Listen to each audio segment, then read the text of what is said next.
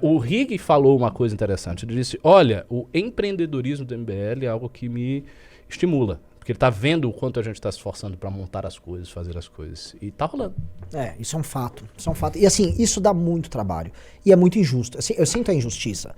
Me dói a injustiça porque eu vejo muita gente fazendo atalho e cortando o caminho, enquanto a gente tá fazendo um trabalho duro. Eu falo, tô aqui vendendo revista todo dia. Mas assim, aquela coisa, um tijolinho sobre o outro. E trabalhar o coletivo é muito mais difícil do que trabalhar o indivíduo. Por quê? A gente até falou lá no Space da Valete no domingo. Eu sou cada vez mais da tese de que esse fenômeno da direita é muito mais um fenômeno carismático antissistema do que um fenômeno programático de direita. E se é um fenômeno carismático, um fenômeno ligado à personalidade. E tudo que é ligado à personalidade é muito fugaz, vai e vem muito rápido. Você não é estruturado, você não tem solidez. Até uma coisa que a gente podia até ter comentado, o lance como é que é? RS, RSR, RRS? Qual é o nome? Nossa. É isso, eu não sei a sigla. Tem dois R's e um S, ou dois S e um R. RSS. E eles são. E assim, é diferente quando você tem uma organização como essa, que é orgânica, que está presente na sociedade civil. Aqui não tem. Lá nos Estados Unidos, eles estão reclamando que tudo que. Eles já têm muita coisa, mas tudo que foi construído lá, eles acham que foi construído de uma maneira estúpida. E as críticas que eu tô vendo da novíssima direita, ou a que eles chamam de NXR, os neo-reacionários, eles fazem essa crítica. A turma do Peter Thiel. Cara, como é que nós podemos confiar por tanto tempo em iniciativas tão estúpidas? Um exemplo, o maior financiador do DeSantis é um doador de direita, ele é conservador, acredita em tudo que o DeSantis faz. Aí ele dá 10 milhões de dólares por iniciativa do DeSantis. Mas como ele foi aluno de Harvard, ele também vai lá e dá 50 milhões de dólares para Harvard. Aí os caras falam, você deu 50 milhões de dólares para financiar estudos sobre gênero e tal. E ele acha lindo. Ele, não, mas eu fui aluno de Harvard, é a minha forma... Não! Não dê dinheiro para Harvard, não dê dinheiro para MIT, não dê dinheiro para Yale. E eles estavam comentando todas as iniciativas burras, tantos inimigos que os caras financiaram. Porque eles falam assim, existe uma coisa meio... Eu uso muito esse termo, mas, enfim, dando a entender assim, uma coisa meio olímpica na direita norte-americana. Uma coisa... Estou acima disso também. Vá o dinheiro, não necessariamente para o adversário, para as iniciativas comuns, em nome da América. Deu dinheiro para essa escola aqui em nome da América, para essa iniciativa aqui. E aí quando vê, ele tá dando dinheiro na veia do adversário político dele. E isso acontece muito com doadores dos conservadores e com muitas iniciativas que os caras construíram ao longo do tempo que hoje são quase sem uso. Isso acontece, eu acho, porque como os progressistas lá, eles estão entranhados na institucionalidade, então realmente o cara doar, eu vou doar para a Universidade de Harvard. A Universidade de Harvard não é o Instituto do Partido Comunista, é a Universidade de Harvard, entendeu? Yale, Berkeley, MIT, são instituições muito consolidadas. Então o cara doa por uma questão de institucionalidade. A questão é que essa institucionalidade ela foi já sequestrada pelos progressistas. Aí, no fim das contas, você está doando para os progressistas. Agora, detalhes sobre isso. Eles são muito inteligentes e atentos às coisas, porque eu já dei 2 entrevistas esse ano para gente do MIT. Sim, pesquisadores do MIT que querem conhecer o MBL. Os caras conhecem tudo. Eu tava vendo, vi uma da Alemanha, ela me mandou mensagem, uma pesquisadora... Ela é de um instituto alemão, bizarro o instituto, e aí ela ainda tá de ódio nas redes, e aí o instituto dela assim, não é nem que é financiado pela Open Society, ele é um braço da Open Society, uma iniciativa da Open Society. E ela vinha aqui, você não queria vir aquaqui conhecer, entendeu? Aí eu falei, com todo respeito, não. Porque nós somos haters. Eu falei isso, olha, we don't help that kind of people. Aí eu botei a foto do Soros assim. Falei, pelo amor de Deus, cara. E assim, mas eles estudam mais a gente do que a gente estuda eles. É lógico. Enfim, né? Assim, é um problema que passa em todos os países. Agora, imagina no nosso. Imagina no nosso que a direita nos cobra, a direita, né? Os bolsonaristas nos cobram que a gente apoie, por exemplo, o Ricardo Nunes para prefeito de São Paulo e não o Kim. E o PL, como partido, o PL que está agora tentando colocar a Marta Suplicy de vice do Ricardo Nunes. A Marta Suplicy? A Marta Suplicy. Não, isso é público e notório, a ponto do Kim Paim, Ricardo. O Kim Paim está indignado. Nossa senhora! Os bolsonaristas vão ter que apoiar um cara que tem como vice a Marta Suplicy. Sim, que não seria pelo PL. O PL está disposto a ceder até nisso. Porque aparentemente tem umas questões de nomeações. Nossa, sabe, um jogo de bastidor. Nossa, que negócio bizarro, meu Deus do céu. Então assim, essa seria o PL é a instituição da direita brasileira. E aí você vai falar com os bolsonaristas, E eles pior que acham é, né? É o partido que usa briga e tal. Então, assim, é uma situação Que situação triste. muito complicada, muito complicada. É uma direita que tá tendo que defender o Zanin, que tá defendendo... assim, é muito difícil. Como lidar com isso? E uma massa de pessoas que tá desesperada e que não entende o jogo e que sai apoiando qualquer coisa, sai aplaudindo qualquer coisa... Né? É fogo, né? Só que tem que perseverar, porque eu também acho assim, que quem construir institucionalidade, quem construir um trabalho sólido, não quebra.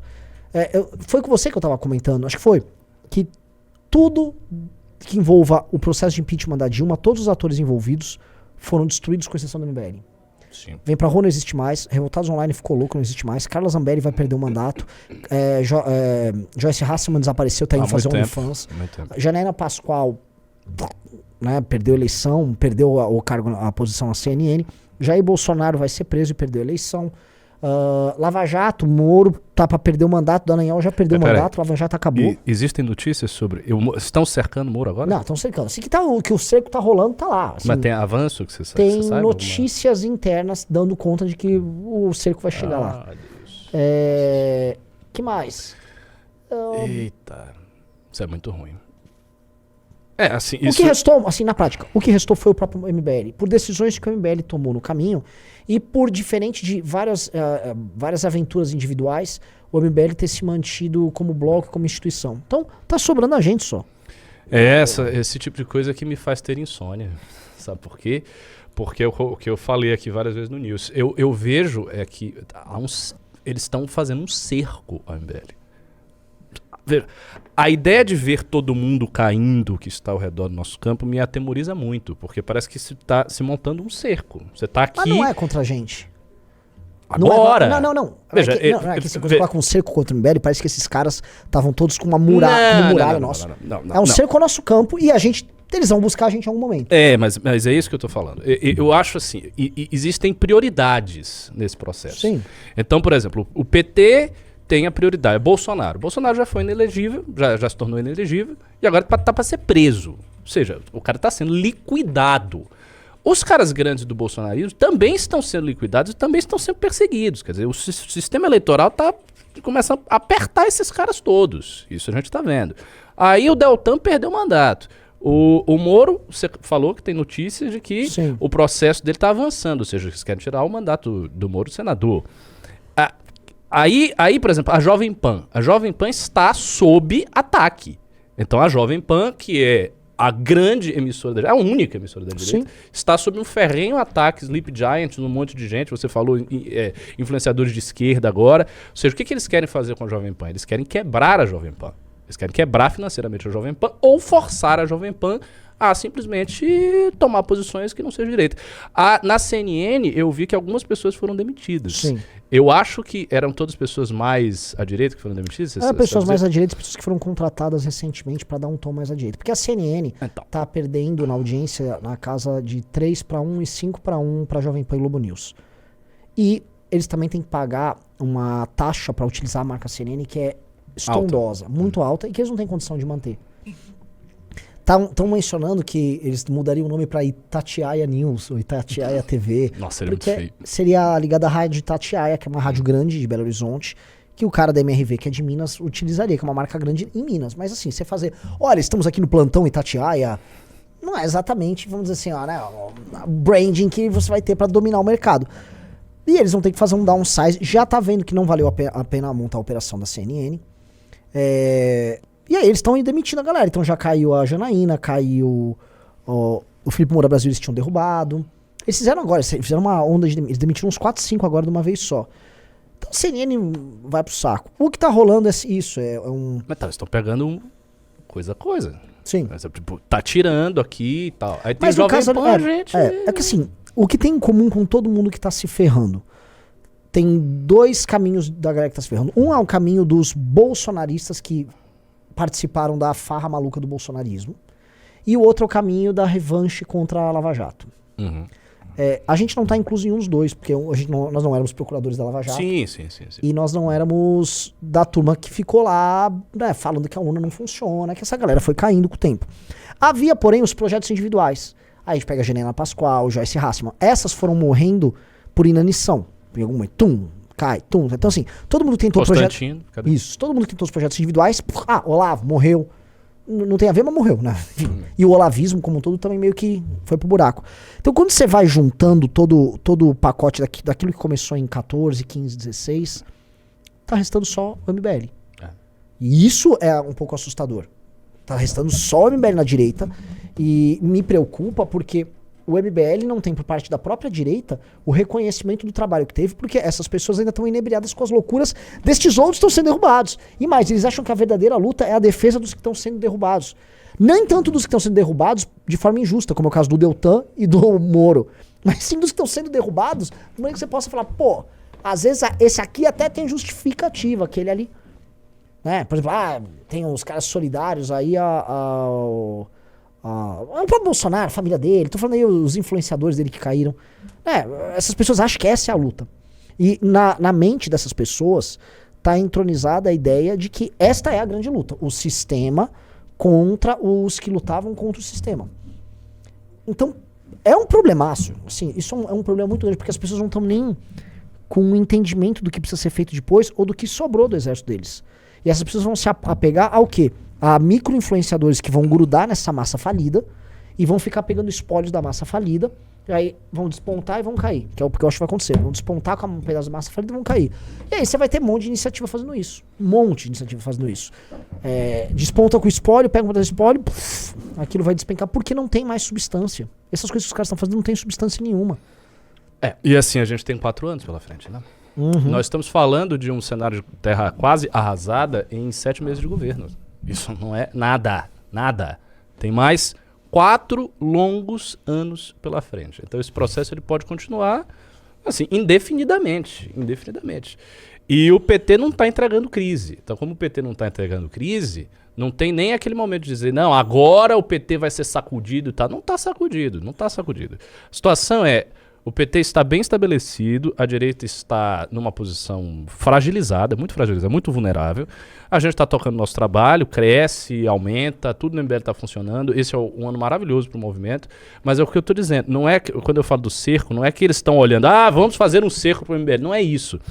Mas quando você tem um monte de atores que vão sendo derrubados e se sobra só o MBL, fica tipo o MBL contra toda a esquerda organizada e contra os bolsonaristas falidos que não tem mais nada. Mas é isso que está acontecendo. Em comunhão de ódio. Ainda não tá, porque ainda tem as figuras para eles pegarem. Ainda tem Jovem Pan na frente, ainda tem o próprio Bolsonaro, que precisa ser preso, ainda tem outras coisas para eles irem derrubando. O meu temor é o seguinte, uma vez que você derrube tudo e sobre só a gente, aí tem um caminho. A gente pode crescer muito, sem dúvida. Vai crescer porque só sobrou a gente, as pessoas vão pro barco do MBL. O problema é que você vai crescer no momento em que todo o campo ele foi calcinado, ele foi quebrado, e no momento em que a correlação de forças despendeu muito pro lado do sistema político e da esquerda. Então é um crescimento em si já muito perigoso. Você cresce ali, mas com um olho do inimigo em cima de você, já pensando meios de lhe derrubar, de lhe prejudicar e tal. Certeza e disso. assim, essa coisa de você derrubar as pessoas é muito fácil, porque os critérios que pesam sobre nós são pesados demais. Eles são muito duros. Veja o caso do Arthur. O Arthur fez um áudio lá, não sei o quê, uma coisa mínima. E o cara simplesmente foi liquidado. Entendeu? Ele chegou lá, o sistema político acabou. Unanimidade. Sabe? Virou uma coisa grande, foi pro Jornal Nacional, o cara foi simplesmente liquidado por um áudio privado sobre mulher. Quer dizer, aquilo, a primeira vez que eu falei sobre o assunto, eu disse, isso é banal, porque é banal. E ele foi liquidado. A minha questão é, qualquer um dos nossos parlamentares do futuro, de agora, enfim, pode cometer um deslize, o cara pode errar, pode ter alguma coisa. E daí, se você tem um maquinário todo voltado a prejudicar esse cara, você pega isso, joga na mídia, a mídia amplifica, vira uma coisa gigantesca, né? Aí você vai pro parlamento, e se você não tem base no parlamento, não tem diálogo no parlamento, e as posições do MBL muito arrojadas dificultam que se tenha o tipo de diálogo que esses caras esperam, porque nós temos que ser combativos, tem que botar o dedo na ferida, tem que falar as coisas, tem que botar o dedo na cara dos outros. Então você sempre tá ali numa posição de luta, de combate, aí simplesmente o sistema político vem, liquida e tira você. Entendeu? E se ele tirar um, tira dois, ele torna a operação que a gente toca já muito difícil. Entendeu? Ela começa a ficar muito carregada. Por isso é fundamental fazer o que nós estamos fazendo aqui. Você tem que entrar no clube por isso. Nós estamos fazendo no clube, Valete, os canais, tudo. Nós estamos criando uma base financeira e uma base de gente para a qual a gente conversa diretamente, que a nossa mensagem atinge, para que se acontecer alguma tragédia em termos parlamentares, se alguém, né, estiver numa posição e ela for derrubada, a gente tenha como manter a operação funcionando. Isso aqui é vital. Isso aqui é vital no processo de construção de partido e vital depois. Entendeu? Porque é muito mais difícil o cara alcançar. Tipo, o cara vai fechar o clube MBL? Qual seria a justificativa disso? O cara vai fechar a Valete? Qual seria a justificativa disso? Mas é mais fácil o cara liquidar um parlamentar. Então logo ele comenta qualquer deslize que seja amplificado e que sirva de desculpa para perseguir. Sim, eu acho que tem tudo isso e tem ainda um problema que esse é o maior dos problemas. Eu acho que é maior do que esse, inclusive.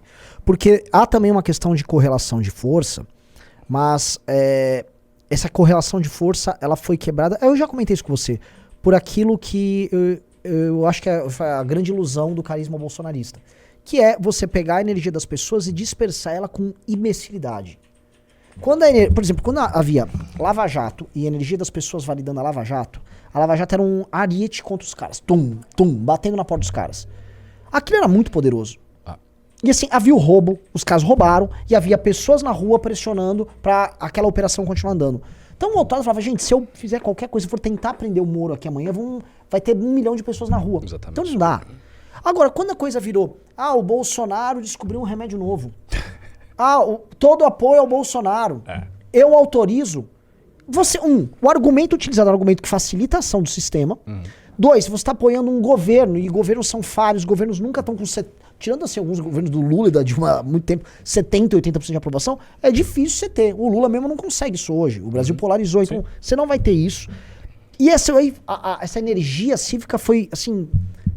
Ela ficou totalmente gasta com uma maluquice, uma ilusão, um encantamento. As pessoas ficaram encantadas com o Bolsonaro. Bolsonaro, E aí, o inimigo, de um lado, tem foco, o tiro dele, vai tudo pra um lado, e o do outro lado, pra onde foi o tiro? O Bolsonaro falou que não brocha, ele ia embrochar. Era isso? As pessoas ficam declarando, porque o que o Bolsonaro fez, as manifestações e o gasto de energia cívica das pessoas era cultuando ele próprio. Então as pessoas ficavam assim, eu gosto muito do Bolsonaro. Aí ficavam várias pessoas achando, você está sendo injusto com o Bolsonaro. O sistema, o Bolsonaro precisa governar. Ok, mas e daí? Qual o próximo ponto? E a solução era maravilhosa, dar um golpe de Estado. É isso. Então, sim. Nós autorizamos que você dê um golpe de Estado. Primeiro, nenhum golpe de Estado precisa de autorização da população. Tipo, se não tivesse um monte de velhinho dizendo, pode dar o golpe, não se daria o golpe, isso não existe. O cara chega lá e dá o golpe, acabou. Então, era uma solução idiota que não ia acontecer, que não aconteceu, que complicou a vida dos caras juridicamente. E serviu pra nada. E ficaram anos nisso. Anos e manifestações e gasto de energia, gasto de dinheiro. Simplesmente porque o Bolsonaro não tinha a menor ideia de como ele fosse operar dentro das regras do sistema. Ele estava lá, não sabia. E quando você não sabe a coisa, você vai logo para a solução mais radical. O que tem que fazer se eu não consigo governar com o sistema dado? Derruba tudo. Dá um golpe aí que a gente resolve. E essa energia, assim, eu gosto muito que tem vários analistas bolsonaristas, ou uma galera esperta do bolsonarismo que comemorava, agora é tudo Bolsonaro, vocês se ferraram, as ruas são do Bolsonaro, não, tem que se adaptar, agora é Bolsonaro, é pra apoiar o Bolsonaro. E aí vocês fizeram o que com isso? Vocês sugaram, vocês drenaram toda a energia que havia no campo oposicionista ao PT, né, na direita. E vocês fizeram o que com isso? É como se o Goku, fazendo um tempo do Dragon Ball, ele fez uma Genkidama. A Genkidama é um poder dele que ele suga todos os poderes, as energias da Terra, faz uma bola e joga nos outros. Aí o Bolsonaro fez uma Genkidama, e aí, sei lá, ele mandou pro sol. Tchau. É isso. Mandem um apoio todo pra mim, tá comigo aqui, ó. Eu vou mandar aqui, ó, Queiroz, pega aí. O que ele fez com todo esse apoio? Nada. E aí o que rola agora? O que rola é que essas pessoas que foram encantadas por ele, pra mim, e esse é o problema que eu tô vendo pros próximos anos, todo o gasto de energia delas, por conta desse encantamento estúpido, será na luta do espólio dele em acusar o sistema de que está sendo injusto com ele. E aí é um fim em si mesmo, e nada brota muito dali. Lógico que assim, vai sobrar um espaço para iniciativas novas. Aí, o Tarcísio é bem aprovado. Mas você entende que o Tarcísio não é uma causa? As pessoas não estão se mobilizando com o Tarcísio. Nem irão. Ele só é um governador bem aprovado. Como era o Alckmin e como foi o Aécio. Gente, o Aécio teve 70% de aprovação em Minas. O Aécio foi muito aprovado. E aí ele foi, concorreu contra a Dilma e perdeu em Minas Gerais. Sim. Então assim, eles não são a causa. Então falar, o Tarcísio é um candidato que, a meu ver, em condições normais de temperatura e pressão, ele vai para uma eleição presidencial contra o Lula e perde. É o que eu acho. Eu também acho. Ele vai para uma eleição contra o Lula e vai fazer o que qualquer governador de São Paulo sempre fez uma eleição presidencial. Perder. Ele vai perder. Ele vai pro segundo turno e ele é fragorosamente derrotado pelo PT. Ele não é uma causa, ele não representa nada. Não, eu acho, só um parênteses, eu acho que a situação do Tarcísio hoje seria absolutamente dramática. Por quê? Porque mesmo que ele vá com o máximo de energia e capacidade, com brilho de marketing e tudo mais, ele iria numa situação onde o bolsonarismo não estaria com ele. Porque esses caras são tão obcecados pelo seu próprio protagonismo que ele não ia conseguir unificar a direita. Mesmo. Porque o Bolsonaro foi numa eleição que não unificou a direita toda. Com exceção do MBL, que é pequeno. Então ele foi, assim, ele tinha tudo o que dava para ele ter. Né? Isso sem falar que ele tinha a máquina na mão, a caneta, enfim. Então ele foi nesta circunstância. O Tarcísio eu não vejo ele indo numa circunstância semelhante. Eu vejo ele indo no máximo unificando, sei lá, 90% é exagero, 80% da direita, 70% da direita. Ou seja, faltando apoio, faltando o voto que ele vai necessitar, entendeu? E a ideia de que, porque ele é mais moderado, ele vai conseguir puxar para o centro, não vai. Isso aí já se mostrou falso. O que tem que acontecer, sinceramente, daqui até a eleição, é algum tipo de problema com o PT, entendeu? Enquanto o PT estiver deslizando do jeito que está, sem muitos problemas, fica difícil. Também acho. Há um movimento agora que preocupa muito o PT, que é essa saída dos investidores gringos do Brasil, né? Eu não sei se hoje chegou a Bovespa parar de cair, mas o Brasil tá caindo direto, né? Foi a maior série histórica desde o começo dos anos 90 de quedas sucessivas da Bolsa. Não sei se hoje foi mais um dia de queda sucessiva, mas os gringos estão tirando mesmo a grana do Brasil. Lógico, você sabe os motivos por isso? Conjuntura, os juros nos Estados Unidos, com um pouco de conjuntura chinesa, e obviamente uma preocupação com aqui. Tipo assim, não vale tanto a pena manter o dinheiro aqui, dadas as situações lá fora, e a galera tá começando a tirar a grana, e tá tirando a grana o tempo todo. O que tinha motivado a queda no preço do dólar aqui, e também uma bolsa de valores calma no começo do ano, foi porque esse investidor de gringo tinha entrado. Então tinha entrado investidor gringo, e agora tá saindo investidor gringo. Então isso pode ser um problemão pro PT. O PT pode ter que lidar com um problema assim, de mundo real atingindo ele, porque ele pegou uma bonança, China saindo do Covid. Houve aí um fluxo de coisas boas aí que aconteceu o PT. Mas isso aí pode ser um problema. Agora sim, eu prefiro não contar com isso, porque tem um outro ponto que eu queria colocar, que foi a pesquisa que o Junito me mostrou hoje, do Correio Brasiliense, em que 33% dos eleitores do Bolsonaro consideram o governo Lula regular. 8% consideram já bom o governo, bom ou ótimo. Mas 33% consideram regular. É muito. É muito. Eles não estão rejeitando o governo Lula. Estão falando, tá ok o governo Lula. E por quê? E sabe qual é o problema? Aí entrou pra mim a coisa mais filha da puta que esses caras fizeram. Eles foram pra eleição e saíram da eleição, o Brasil vai virar a Venezuela. Então assim, se essas pessoas foram levadas a crer que o Brasil vai virar a Venezuela, ou seja, que ele vai passar fome em 3, 4 meses, pô, tá óbvio que tá bom o governo. Você não tá comendo seu próprio cachorro, é que não tá tão ruim assim. Ou seja, eles enganaram as pessoas com um monte de expectativas ilusórias, do tipo, o Brasil tá voando com o Bolsonaro, que era mentira, e que o Brasil ia automaticamente virar a Venezuela. Não virou. E agora? Agora o próprio eleitor acha o governo razoável. Porque não é nem bom nem ruim. A expectativa das pessoas era que o Brasil ia acabar. Acabou, tal. Aí o eleitor dele falou, pô, tá tudo meio que normal. E tá normal. Inclusive, houve, não por culpa do Lula, não por mérito do Lula, mas por conjuntura também, houve deflação em gêneros alimentares. Então o cara foi lá, pô, carne tá um pouco mais barata aqui, não sei o que tá mais barato ali. O Lula canetou e baixou de forma irresponsável, canetou o preço do combustível. Então o lance é o seguinte, tá segurando aí, a pessoa falou, não virou Venezuela, meu amigo. E aí, né, 33% dos eleitores do Bolsonaro achando o governo dele razoável. E aí fudeu. Até porque você teve uma conversão muito, muito grande das pessoas na época da crise do governo Dilma. Então muita gente começou a achar na época do governo Dilma que o Brasil ia virar Venezuela mesmo. E eles estavam com essa expectativa desde sempre. Aí você teve impeachment da Dilma, você teve Temer, Bolsonaro e agora o PT retornou. Ou seja, seria agora o momento para o Brasil virar a tal da Venezuela. E não vai virar. Não vai. E aí, rapaz, tem... Eu sempre falo isso aqui no News. Eu acho que o maior perigo, cara, é você ter conversão de mentes. Essas pessoas que hoje estão dizendo que o governo está regular, caso o governo melhore, elas venham dizer que o governo está bom. Se isso acontecer, aí Ricardo, os problemas vão começar. Os problemas nem começar. Os problemas grandes vão acontecer se isso rolar. Porque aí o que você vai ter? Você vai ter um esvaziamento da direita, de uma galera que vai se sentir enganada pela direita como um todo e que daqui a pouco vai estar com o PT. Sim. Ah, isso não acontece porque o Tizão é muito conservador. Esqueça isso, as pessoas mudam de ideia muito fácil. Elas não têm esse vínculo ideológico tão profundo quanto se imagina. Elas, uma hora, elas estão aqui com o Bolsonaro, depois elas se cansam e tal, e vê, o governo tá bom, tô ganhando mais dinheiro, não sei o que, não foi tão ruim assim, e daqui a pouco ela tá voltando no PT. Entendeu? Isso ocorre muito. Tanto ocorre que, durante a crise do governo Dilma, tinha um monte de gente que votava no PT, que passou a não votar, que passou de ser antipetista, furiosamente antipetista, e adotar todo o conjunto de slogans da direita brasileira, que até então era muito subterrâneo. Então, nada impede que isso aconteça. É muito importante que o MBL tente crescer o mais rápido possível para não deixar esse processo. Sabe, se as pessoas estiverem saindo, a gente pegar. Pegar e colocar na barca. Os críticos do MBL, eu gosto de acompanhar uma coisa meio... E entre no clube, pô. Pessoas que são críticas, não precisa nem influenciadores grandes, gente pequena que faz críticas ao MBL, diz, não, o MBL acha que vai captar esse público, o MBL isso. Assim, um primeiro fato, o MBL está captando esse público de maneiras diferentes. Menos pela instituição, mais pelas pessoas do MBL. Então, muita gente do MBL está crescendo bastante, a gente está ocupando um espaço hoje em redes que é muito maior do que a gente tinha 2 anos atrás. Os próprios nossos eventos, eles duplicaram de tamanho, e é esperado que o nosso Congresso Nacional duplique de tamanho com o do ano passado, que já foi o maior evento de política do ano.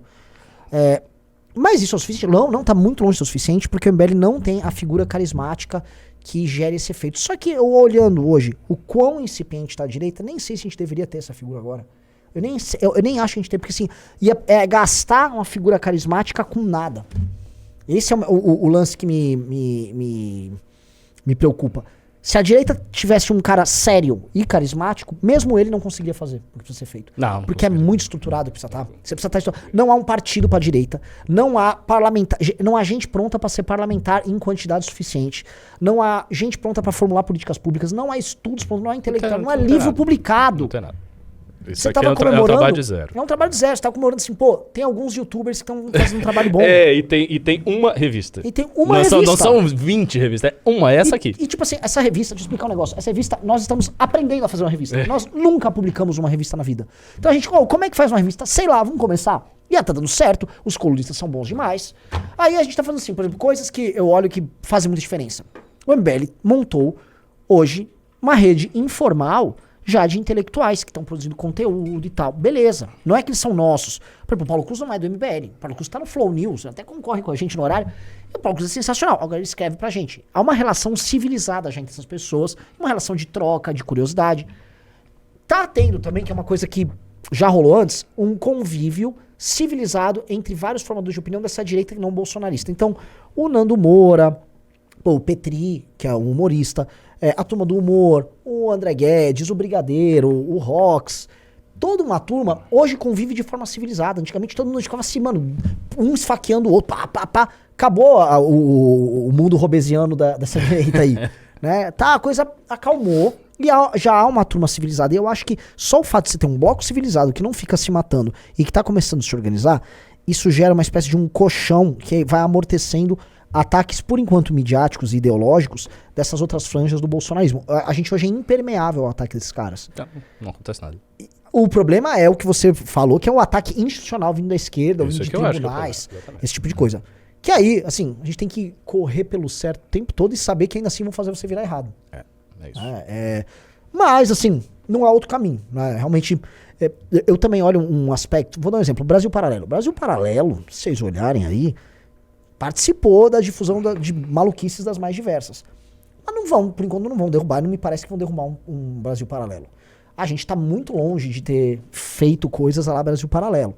E aí eu fico medindo. Não, a gente tá em último lugar pra isso. É.